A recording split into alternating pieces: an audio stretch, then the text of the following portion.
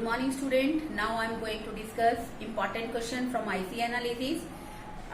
देखो बेटे, इसके अंदर हम लोग क्वेश्चन करेंगे properties of IC. There are generally 5 और 6 प्रॉपर्टीज ऑफ आईसी. अब देखो बेटे, जो आईसी है हमारा बेसिकली उसके अंदर क्या है कि आईसी की जो फर्स्ट प्रॉपर्टी है बेटे, IC slope downward from left to right. IC का जो स्लॉप होता है ना बेटे, वो क्या होता है, डाउनवर्ड होता है from our left side to right side. Okay, अब आईसी का जो स्लॉप है वो डाउनवर्ड होता है. ये क्या शो करता है, नेगेटिव स्लॉप को शो करता है. इसका मतलब क्या है बच्चों कि more of consumption of one commodity and less the consumption of another commodity. अगर हम एक वस्तु का कंजम्पशन बढ़ाते हैं तो हमें दूसरी वस्तु का कंजम्पशन क्या करना पड़ता है, कम करना पड़ता है. तो इसका मतलब जिस वस्तु का कंजम्पशन हमने कम किया है, जिस वस्तु ने सेक्रीफाइस किया है, तो दूसरी वस्तु का कंजम्पशन हम ज्यादा कर रहे हैं, वो हमें सेटिस्फेक्शन प्रोवाइड करेगी. तो इसका मतलब पहली वस्तु का सेक्रीफाइस दूसरी वस्तु के सेटिस्फेक्शन को क्या कर देगा, काउंटर बैलेंस कर देगा. देखो बेटे, आपको इससे ज्यादा अच्छे ढंग से समझ में आएगा. देखो बेटे, पहले हम लोग 4 कमोडिटी इस क्वेश्चन के अंदर कंज्यूम कर रहे थे. ओके, किसकी, गुड 2 की, और गुड 1 की हम लोग कंज्यूम कर रहे थे यहाँ पर 2 कमोडिटीज. अब देखो बेटे, हमने यहाँ पर गुड 2 की कमोडिटी घटाकर कितनी कर दी स्टूडेंट, 2 कर दी है, और इसकी बढ़ाकर कितनी कर दी, 1 कमोडिटी. तो इसका मतलब यहाँ पर क्या है स्टूडेंट कि जो हमारा this one is our IC. Okay, अब देखो बेटे, यहाँ पर कहने का मतलब क्या है कि हमने गुड 2 की जो कितनी कमोडिटी को सेक्रीफाइस किया है, 2 कमोडिटी को सेक्रीफाइस किया है. ओके, और गुड 1 की जो हमारी कमोडिटी है स्टूडेंट, 1 कमोडिटी क्या हो गई है स्टूडेंट, इससे इंक्रीज हो गई है.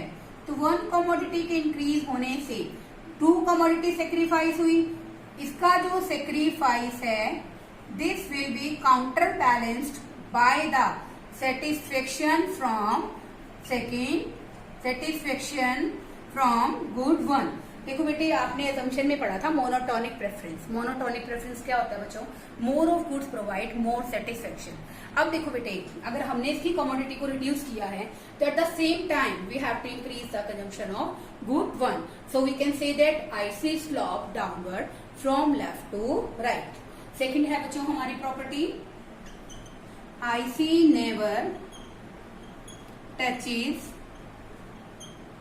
OX axis and OY axis. जो हमारा आईसी कर्व है बेटे, हम लोग आईसी कर्व बना लेते हैं ताकि आपको पॉइंट क्लियर हो जाए इसमें. देखो बेटे, ये हमारी गुड 2, आप लोग अपनी मर्जी से बेटे हम कुछ भी लिख सकते हैं, कोई हार्ड एंड फास्ट टूल नहीं है. ये है बच्चों हमारी गुड 1. ऐसे ही हम एक आईसी और बनाएंगे. ये है स्टूडेंट हमारी गुड 1.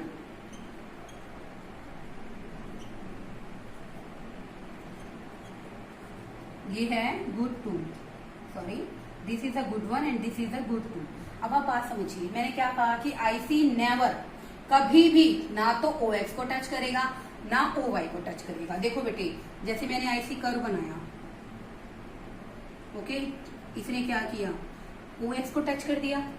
जब भी OX को टच करेगा तो OY यानी कि दैट्स कमोडिटी, सेकंड कमोडिटी जो है गुड 1, वो क्या हो जाएगी, उसकी कंजम्पशन 0 हो जाएगी.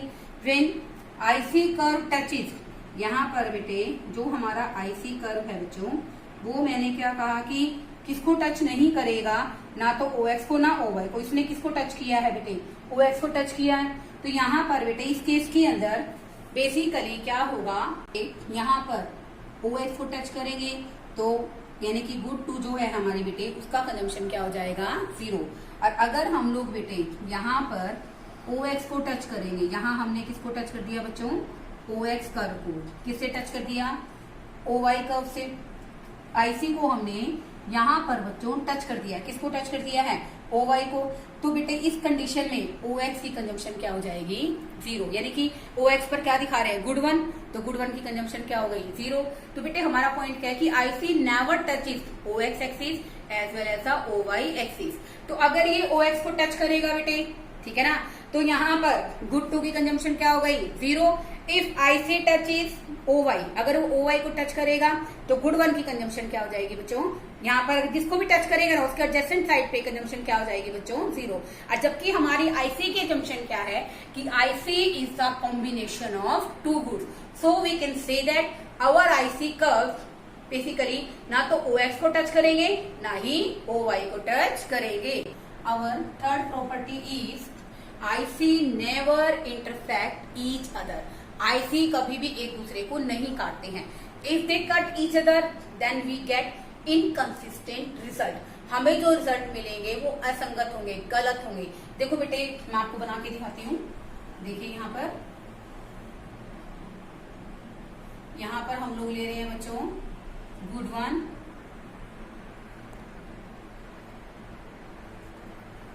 यहाँ है स्टूडेंट हमारा गुड 2। आप कुछ भी लिख सकते हैं बेटे।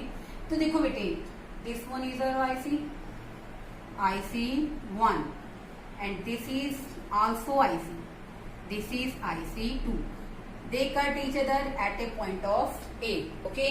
अब देखो बेटे यहाँ पर हम लोग कोई भी पॉइंट ले लेते हैं, पॉइंट B ले लिया, यहाँ मैंने कोई पॉइंट C ले लिया, ठीक है बेटे। अब देखो IC1 पर बच्चों कौन कौन से पॉइंट हैं, A और दूसरा पॉइंट कौन सा है बेटा B। तो A is equal to B on IC1, on IC2 A is equal to C।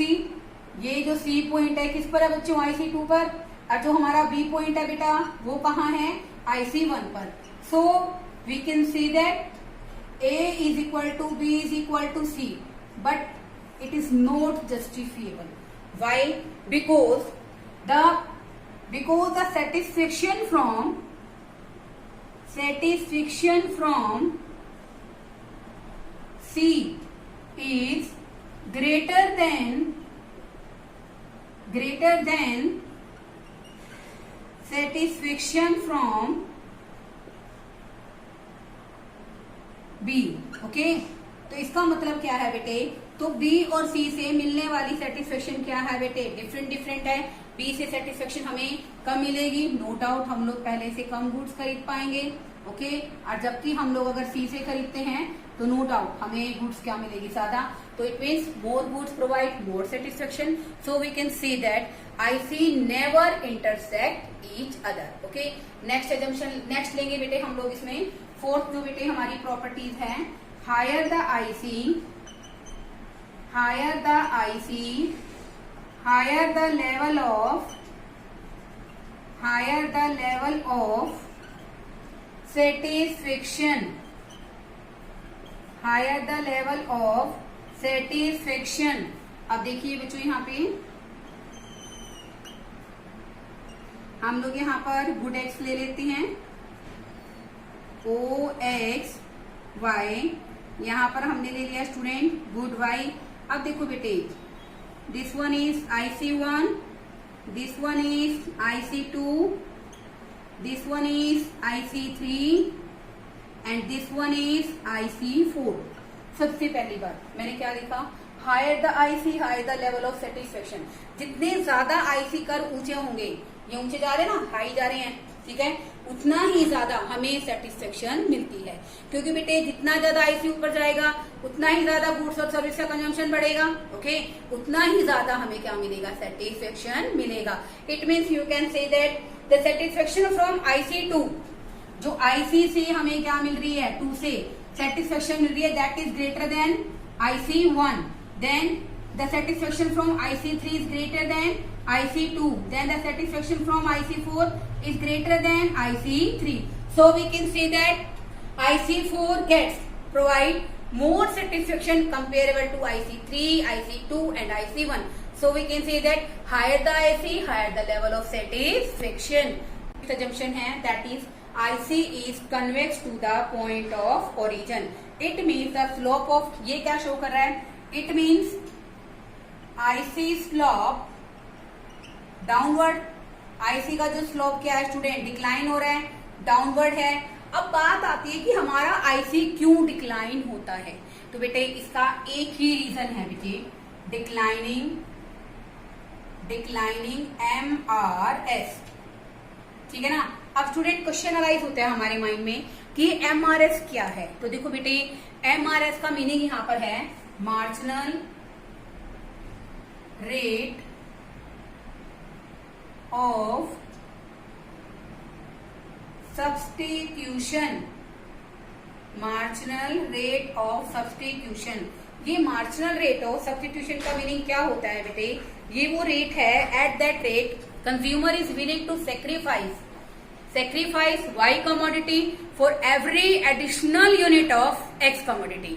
अब देखो बेटे, marginal rate of substitution decline होती है तभी हमारा आईसी क्या होता है बेटे? कन्वेक्स होता है to the point of origin. Marginal rate of substitution क्या है? It is a rate at which a consumer is ready to sacrifice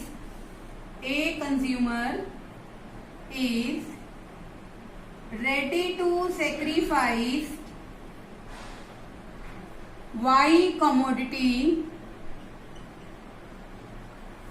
for the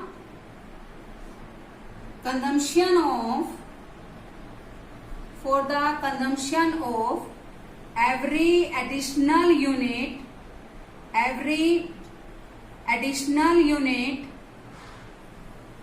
of X commodity।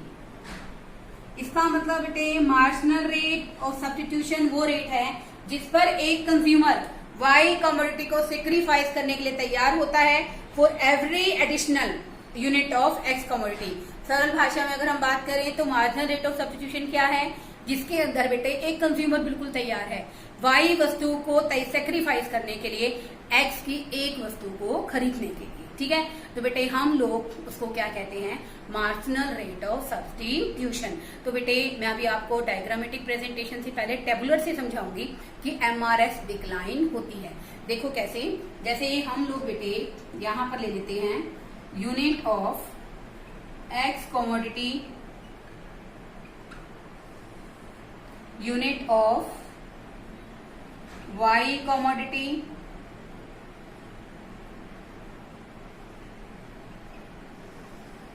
X की कमोडिटी मैंने कहा ना every additional unit of X commodity मैंने increase कर दी।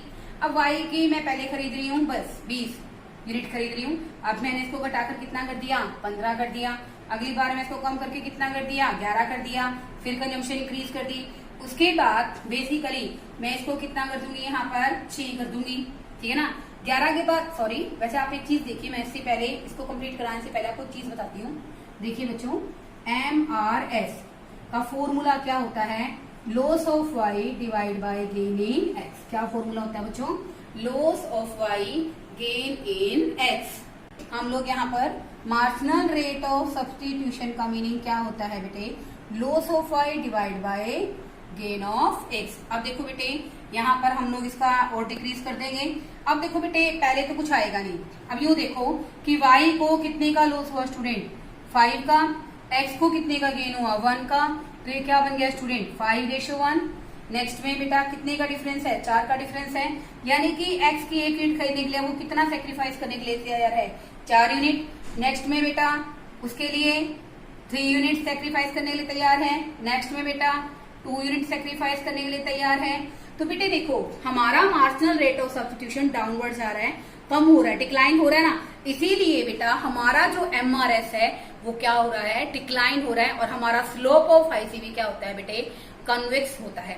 Slope of IC, अगर आपसे वन वर्ड भी पूछा जाए ना कि why slope of IC tends to decline, then you can see that slope of IC is convex, tends to decline due to declining MRS. MRS क्या होता है? वो रेट होता है बेटे जिसपे हम लोग एक्स की एक एडिशनल यूनिट को खरीदने के लिए वाई की कितनी यूनिट सेक्रीफाइस करने के लिए तैयार हैं। तो देखो बेटे जनरली क्या होता है कि अगर आप बेसिकली क्या करते हो कि किसी वस्तु का कंजम्पशन एक पॉइंट ऑफ टाइम पर कम करते रहते हो तो एक पॉइंट ऑफ टाइम ऐसा आता है बेटे, तो जिस वस्तु का कंजम्पशन आप कम कर रहे हो जाहिर सी बात है उससे तो हमें यूटिलिटी क्या मिलती है? ज्यादा मिलती है।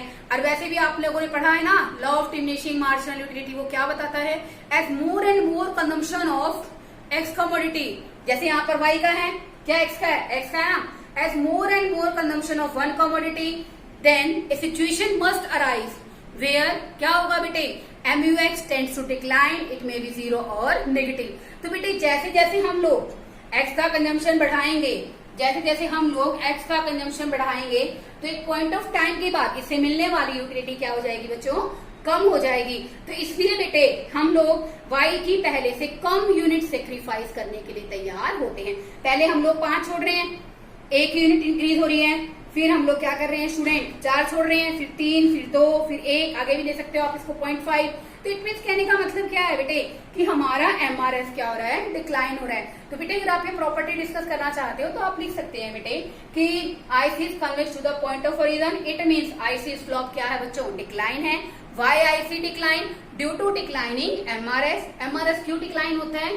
Due to law of diminishing marginal utility which states that, क्या बताता है, as more and more units of X commodity are consumed, then a situation must arise when MUX tends to decline, it may be 0 और negative। ऐसा ही इस case में है बच्चों, जैसे जैसे मैं X की एडिशनल यूनिट को कंज्यूम कर रही हूँ, ठीक है, और हर एक एडिशनल यूनिट के लिए पहले हम लोग 5 यूनिट सेक्रीफाइस करने के तैयार हैं, फिर 4, फिर 3, फिर 2।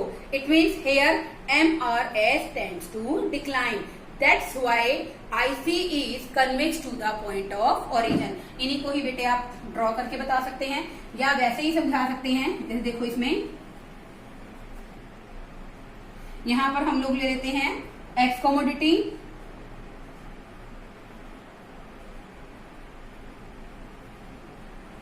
OY पर शो कर देंगे बेटा हम लोग Y कमोडिटी।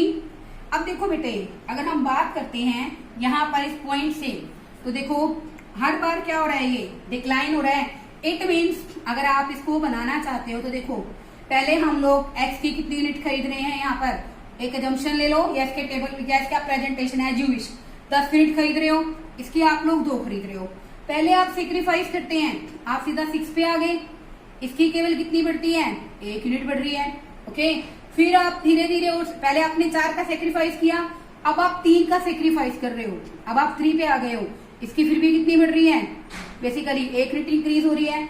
अब आप क्या कर रहे हो, 2 कम कर रहे हो, इट मीन्स आप 1 पे आ गए हो, फिर भी इसकी क्या बढ़ रही है, 1 यूनिट बढ़ रही है। तो मर्जी है बेटे आपको इसको ड्रॉ करना है, इसको ड्रॉ कीजिए, और अगर आप चाहते हैं कि आप इसको ड्रॉ करके बनाएं तो आप इसको भी ड्रॉ करके बना सकते हैं एज यू विश। तो बेटे this is our IC curve, okay. इसको बेटे थोड़ा सा ध्यान से बनाना, कभी गलती से इसको टच हो जाएगा तो आपकी जो प्रॉपर्टीज मैंने आपको सिखाई हैं वो फेल हो जाएगी, ठीक है बेटे। अब ये जो हमारा 6 मार्क्स का क्वेश्चन है बेटे बोर्ड के हिसाब से भी, खैर आपका तो प्लस 1 में बोर्ड नहीं है, तो मैं मीटू से अपना जो टॉपिक है बेटे IC कर्व का उसमें इंपॉर्टेंट है बेटे कंज्यूमर इक्विलिब्रियम का, जो आगे फर्दर कंसेप्ट कराऊंगी। जब आप ये समझेंगे ना बेटे, जब आपको आएंगे, I know this chapter is technical but not so much technical. इसमें 1-2 पॉइंट है जिसको आपको समझने में थोड़ा सा ज्यादा फोकस करना पड़ता है, बट बेटे अपनी बेसिकल अंडरस्टैंडिंग को डेवलप करने के लिए एक बार वीडियो देखिए, 2 बार देखिए, फिर आपको कोई डाउट रह जाता है तो आप मुझसे पूछ सकते हैं। Okay, thank you students.